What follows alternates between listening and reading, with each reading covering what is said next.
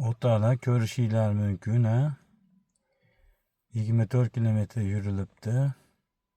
O'rtacha 38 kilometr soatiga yurgan. 100 kilometrga 5,2 litr salarka yegan. Bu mashinamiz Chexiyani Skoda Superb degan eng lyuks mashinasi. Uzunligi 4,90 santimetr. Kombik og'irligi 1 tonna 750 kilogramm. Men rekord qo'yaman deb ekonom qilib minmadim.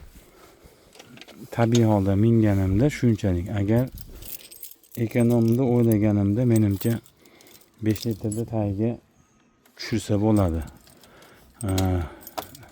Salarkaning sarfini. Shuning uchun agar Chexiyada kimdir yoki dunyoda kimdir ekonom mashina olmoqchi bo'lsa, variantlardan bittasi. O'rta biznes klass. Premium emas. Lekin Chexiya prezidentlari shu mashinaning sedanida yuradi.